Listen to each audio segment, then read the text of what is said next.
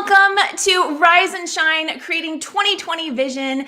Today is day 15, and we are on day 5 of the Mindset Conversation. And today I have with me Dr. Minette Riordan. Welcome, Minette. Thanks for having me. Super excited to be here. Absolutely. I'm super excited to have you here. I was just telling her that it's so awesome the way, my guests schedule themselves and everything just flows in such perfect sequence. I'm so grateful we have you here. So let me go ahead and share with everyone what Minette's specialty is, what she does, who she is, all of that, and getting right there. And so Dr. Minette Riordan is a modern day Renaissance woman, artist, writer, entrepreneur, and advocate for creativity as essential to the well-being of people and planet. And of course, that is her in just a very teeny tiny nutshell. You can definitely go connect with her at creativeupquiz.com. And Dr. Minette, will you share us just a little bit more in your own words about who you are and what you do? Yeah, thank you. So I think what I'm most passionate about is helping people really access their own innate creative genius and then bring that creative genius in service to the world.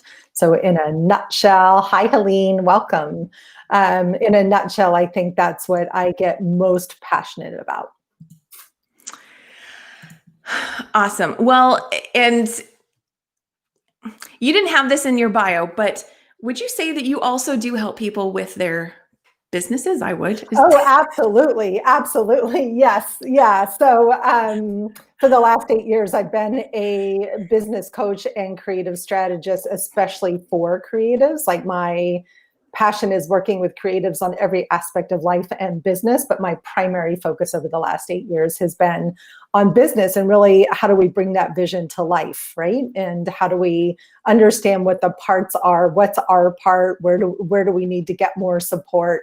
So yes, I can get pretty geeky about business, but I think what get most excited about is how can we make the hard part of business more fun and more creative? Because if we don't make it fun, we're just not going to do it.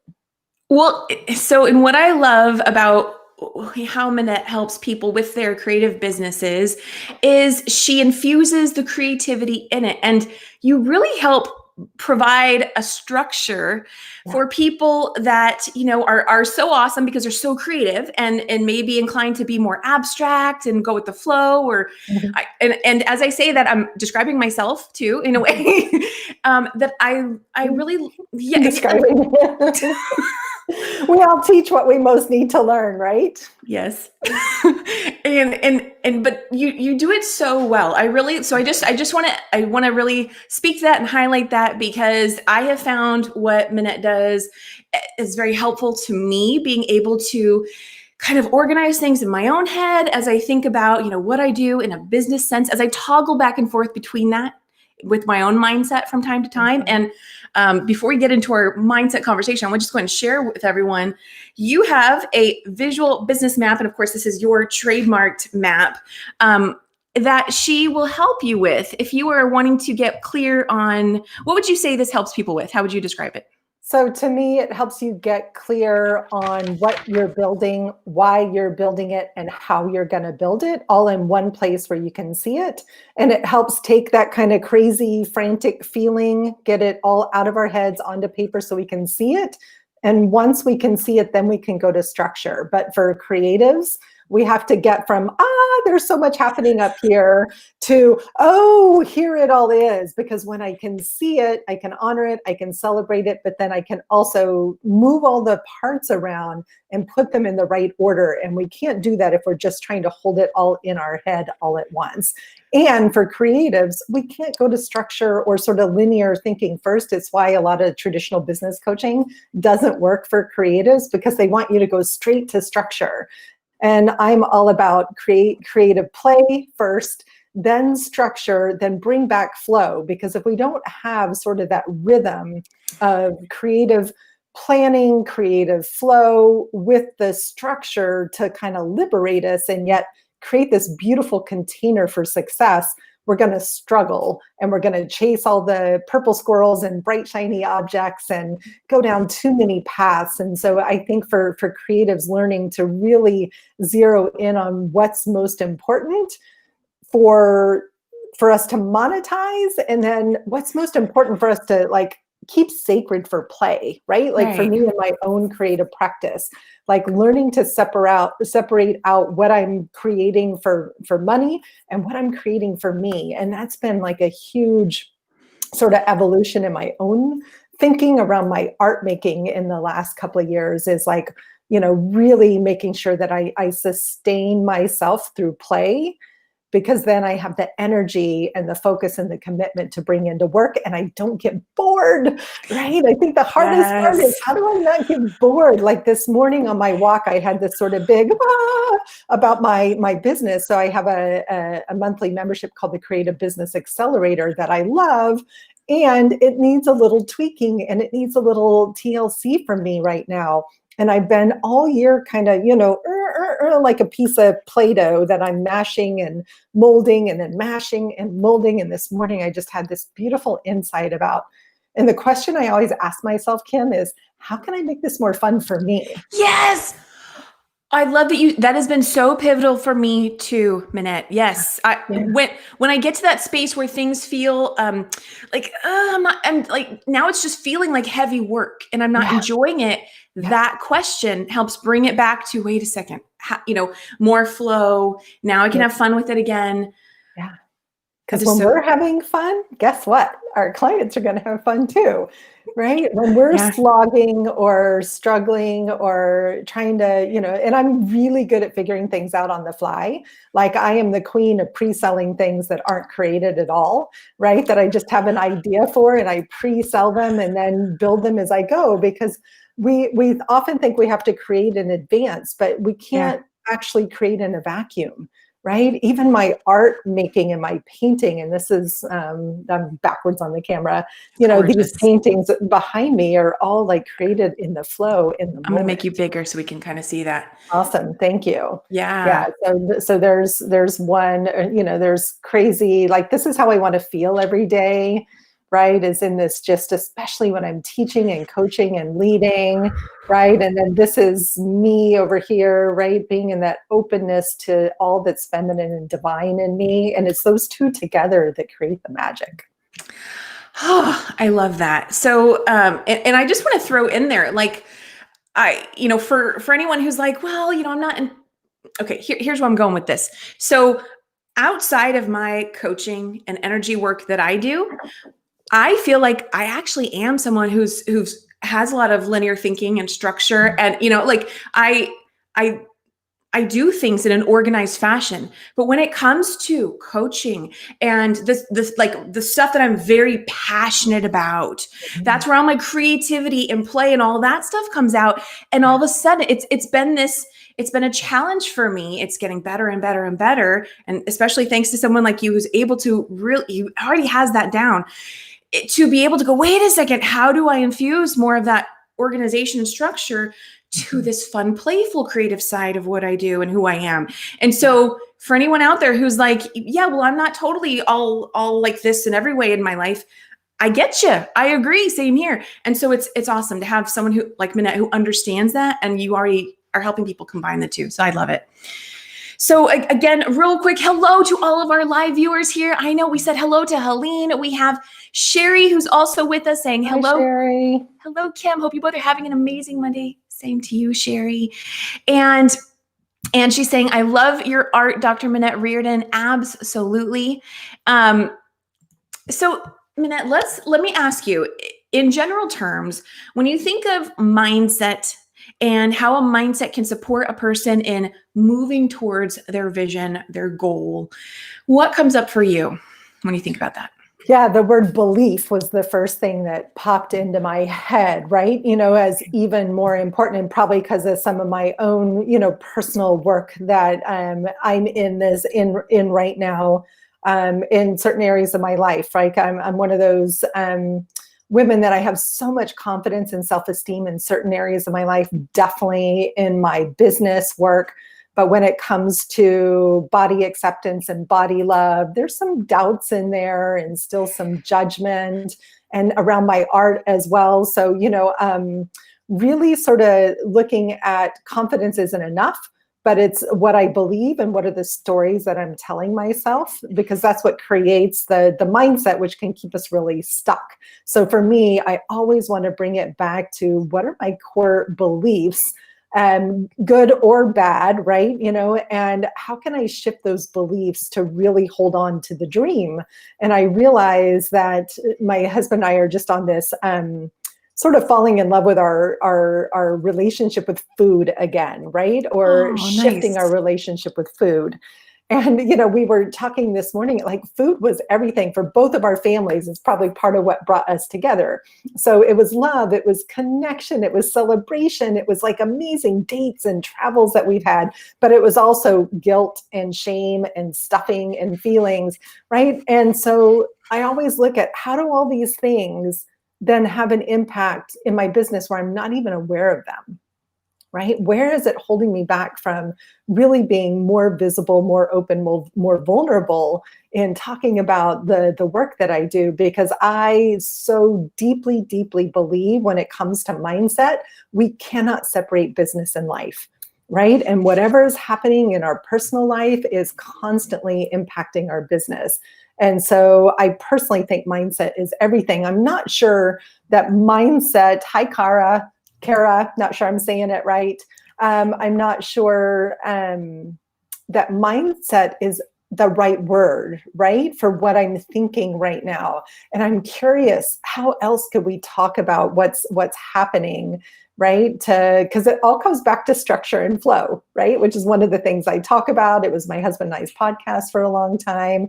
So how do we bring it all back to this? What are the structures that are going to support me, and how can I create more loving flow in my life? I love that you're bringing in the body. It was unexpected. The body showed up in last week's conversation, and now we're getting to incorporate here too.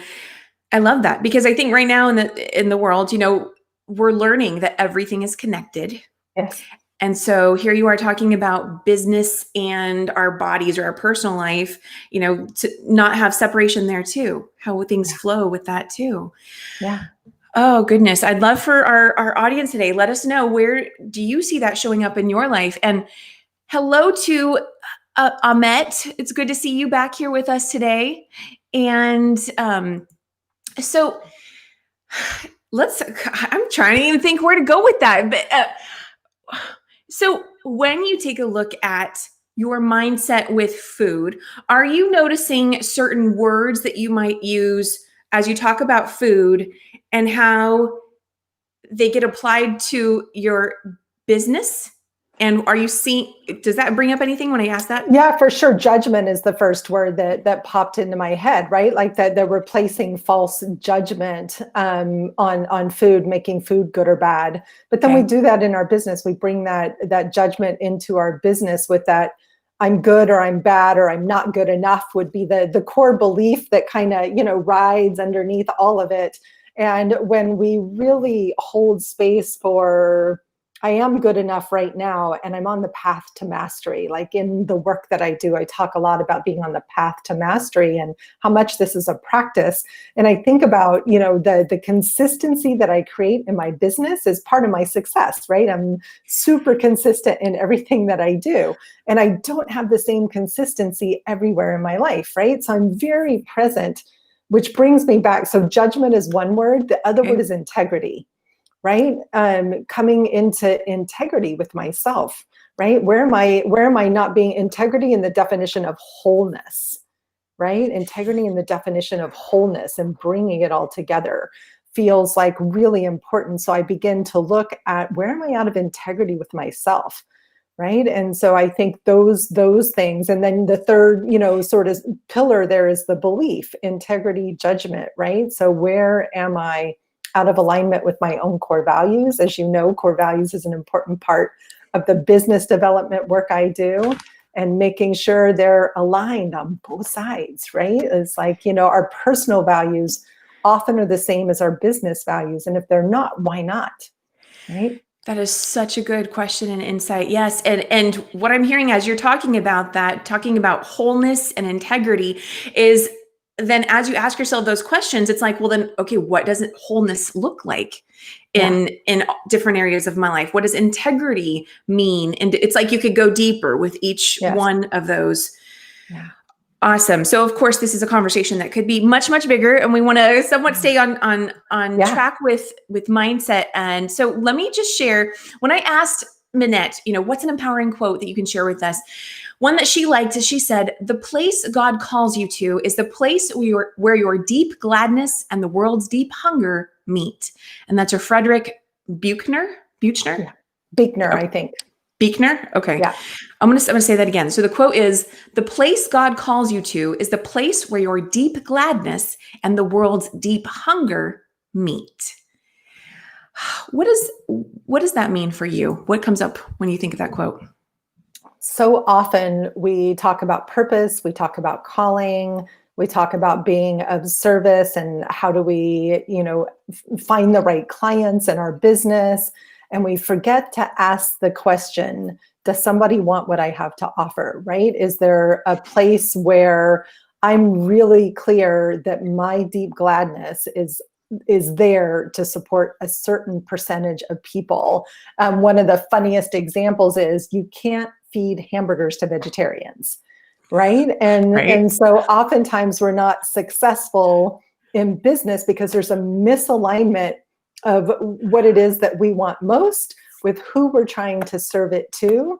And we're so afraid of narrowing our little focus, right, to this, small little percentage of the population that we try to serve everyone hamburgers, right? And not everybody wants hamburgers. Yes, I didn't think of it that Yeah. way, but yes, yes. Okay. Oh, I love that. Oh my goodness. So, okay. So when I asked Minette, when she originally scheduled today's conversation, I asked you, Minette, what is your vision for 2020? And feel free to let me know if anything's shifted since you first shared this. Yeah, But I'm super curious because I don't remember at all what I wrote. that's okay. So she said, "My 2020 vision is to make a stand for creative play as essential to our health and well-being. When we are all working in our highest creative genius, we can solve all the world's problems, and the world needs us now more than ever." Yeah. Yeah. Nothing's changed. Nothing's changed. Okay. Yeah. Okay. And with that, I'm going to go straight to, you shared this image with me. I said, what's an image that really depicts what your vision is? And I love this. Tell us about this image. Yeah, so I had fun. I had a photographer come a year or so ago to do a photo shoot in the studio and around the house. So that's me in my studio wearing my one of my favorite T-shirts that says equality on it. So I'm a big believer in equality for all.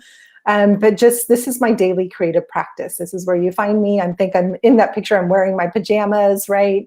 And I am in my studio just putting color on paper, putting words on paper, and connecting creatively to what's happening within. And for me, this is the origin of approaching my day through the lens of creative play. Totally my happy place, sitting in front of a huge window where there's lots of light and there's gorgeous geraniums blooming outside. And I have two kind of mini palm trees in my front yard and a rose bush. And so and I look at the mountains. So there's just this delightful space that I have the luxury of having for my creative play. And behind me is my office, right? So they're all the same.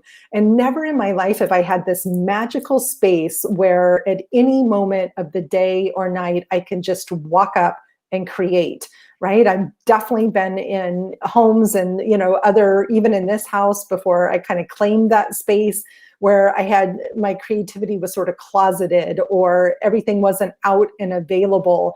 And so it was harder to commit to that daily practice. But having the easy access has changed my life dramatically. Like it's been the most amazing thing. But it's still every day, it's how I connect to self, to spirit, to wisdom, to what's next in my business, to what's next in my personal life is through creative play in the mornings.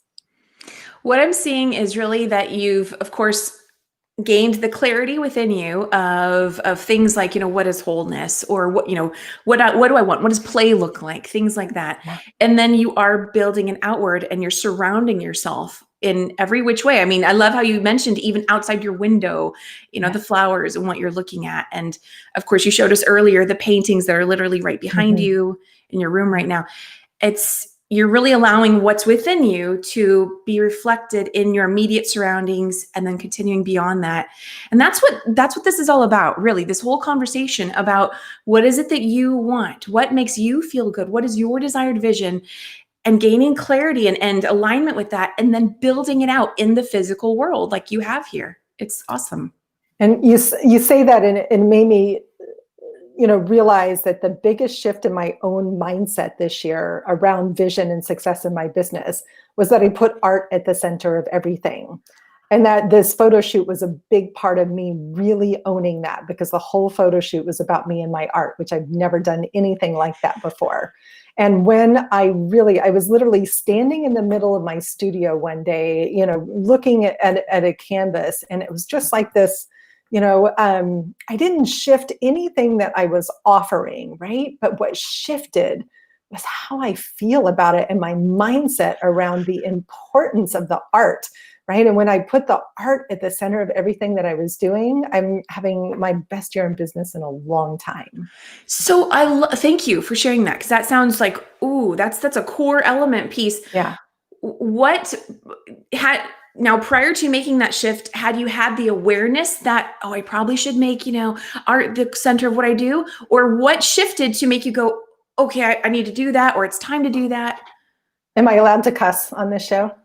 You know what, I want to say yes, and Apple Podcasts might say no. You know what, we'll Okay, edit so you. Go ahead.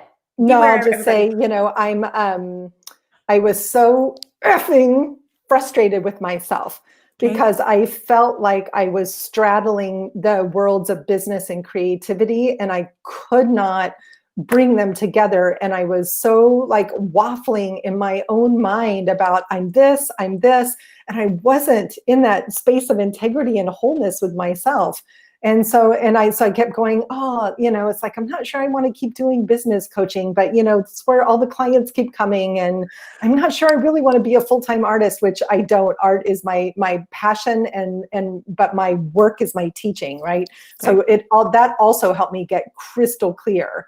But so what shifted was, if I just put art at the center, it allows me to fully be in integrity with me, right? And then to have my offers flow from art first, right? It shifted my one-page business plan to the version that you took, which is a totally different, more creative version, and the less sort of practical, structured version. It shifted how much more creative play I bring into the business coaching. Like, it just shifted everything for me by me being in integrity with myself around what was most important. Right? So it wasn't about offers. It was about, again, this, what do I value? What do I believe? And where am I not feeling in integrity with myself? I love that. So what I'm hearing you say is you allowed yourself to say what's really okay. So, well, I mean, you already said all this. I'm going to paraphrase, I guess. Is you connected to your heart, because you said your passion, and you Yeah. allowed your mindset to finally say, yes, you're important, Yes. and I'm going to honor you first, and Yes. then let everything flow. Love it, love it, love it. I got to give a quick hello to Nikki. So awesome to see you here with Hi, us today. Nikki. And yeah, oh my goodness. So, and Minette, that is so well timed too, because our next theme is we're moving into emotions, which is Mm, that whole heart passion piece. So love, love, love this. So we are, of course, already in the tail end of today's show. And Minette, I want to ask you a quick question. I am going to pull a card. I want to ask you, because again, you have this awesome combination of being able to, I'm going to say, connect the head and the heart together, and create flow between the two of them. And so, how does self-care play a role in you being able to operate your business and all of that? it's everything. I'm going to pull a card while you speak about Yeah, that. it's what deck are you using? That's a great question. I'm using Cheryl Richardson's self-care cards. Yeah. For me, the creative play is self-care, right? It's my version of self-care. And I am very clear that if I'm not taking care of me, I don't have the energy to show up and serve in the world the way I want. So I preach a lot on the business side about self-care being such an important aspect of business success and writing ourselves into our calendars, right? I love talking about productivity and planning and geeking out on all of that, but it's like we have to focus on the doing and the being. Okay, so I just did some light shuffling. Minette, will you go ahead? I'm going to do some more shuffling, and will you say when it feels right for you, say stop, and the card on top is what I'll share with everyone. Okay. So stop. Okay, we have so we have here wait. And the back says, honor your resistance. Sometimes no action is the best action of all. Do you have anything you want to say about that? Yeah, so that's so beautiful. Creative process is all about waiting for inspiration to strike and allowing. So for me, waiting is often combined with allowing as opposed to pushing. And in business, we get taught, I'm the queen of overachievers, high achieving, push, push, push, right? And it's really, I'm impatient. And so for me, wait is about pause, take a breath, allow. It's all going to happen. And unfortunately, it doesn't always all happen in the amount of time that we want. I love speed. I love things to move really fast. I think fast. I create fast, right? I write fast. I move fast. And so for me, it's so important to spend more time allowing. And I do that by getting outside in nature and going for lots of long walks. I love it. And Sherry is saying that resonates with her today. Totally. Yes. And I see that also as, it's just being key to allowing the flow, right? If like you just said, if you're forcing and pushing and trying to make everything work, go out for a walk in nature so you can open up that space of flow again. And color is another great one. Like just put color on paper, whether it's a coloring book or just a piece of paper. And I don't have my journal in here. I did it this morning. Like I just felt like I just needed to connect to the color of the lower chakras, right? So I was painting orange and red and yellow, lots and lots of yellow. So as I'm in this journey of just waiting and being in the moment, and the words came, right? So it was allowing myself to just visually connect to the emotions through color and not always feeling like I have to have the words. I'm a wordy girl, right? And so sometimes it's frustrating to not have the words. Yes. Oh, I love it. Love it. See why I love her. So, okay. Color's big. Love you too. Yeah, I know. Color's a big part of everything that I do. Yes. It so makes a difference. So, okay. So as we are at the very end of today's show, Minette, I know that you have a poem you wrote and you're open to sharing that with us today. Yes, so Kim challenged me to either sing or share a poem. So I literally wrote this right before the call. I don't think I've ever read a poem out loud online before, so it feels like a little bit of a stretch. I'm feeling the little butterflies in my tummy right now. Safe space. And it's a poem about vision, because I think that was the prompt was vision. Perfect. Love it. The hawk sits silent at the top of the tree, immune to the caw of the crows below. Her vision, bright and sharp, expands up and out, a rhythmic dance with the green of the trees, the sweet smell of sunlight, the warm bark beneath talons. This, she says softly, this is my palette. What will I create today? Minette, that was awesome. I love the words that you use in that. And as you were talking about that, I was like, oh my goodness, the painting right behind you to me did you use that for inspiration, by the way? No. I just felt like the poem you wrote actually goes with the painting right behind you. And Kara, I'm sure she wrote this before you read that. She said, I would love to hear your poem. So thank you so much for writing that for us today. And then, yes, being courageous enough to share your creativity through your writing today. Really, really appreciate it. And our audience is loving it. Wow, that was an amazing poem, Sherry says. Thank you. Thank you. Oh, well, Minette, will you remind everyone again, where can they go to connect with you? And I know you have a link to your quiz that you shared with us. Tell us more about that. Yeah, so thank you. So you can find out more about me on my website and MinetteRiordan.com. It's just my name, super easy. But what I shared with Kim was a fun quiz I have called the Creative Up Quiz. That's all about just a little self-reflection on where you are on your creative journey towards creative confidence and courage and putting your creativity and your creative work out into the world. And in the quiz, it will give you some nice insights. It'll also give you the opportunity to connect with me one-on-one and have a deeper conversation if you're interested in doing that. What I love about the quiz is it's all about just self-awareness, and self-awareness is the first step to self-love. Awesome. Thank you so much for being here, Minette. I really appreciate it and loved today's conversation with you. And to our live audience and replay audience, let us know what you're taking away from today's conversation. We have a lot of comments today. I know Sherry was saying that she's working on clearing out clutter and being creative and things like that. And people were loving your poem today. So Kara's saying, thank you, ladies. Have a great day. Yes, thank you to everyone who was with us today. And remember to, maybe apply this. If you're noticing things are feeling a little stuck, where can you allow a little bit more? Allow that flow to come through, or add more color into your day. And what are you putting at the forefront of where you operate from? That was such a key part of today's conversation. So thank you for that. Okay. That's today's show, everybody. We will be back again on Thursday for another Rise and Shine Creating 2020 Vision. We look forward to seeing you here, and I'll see you then. Bye, everybody.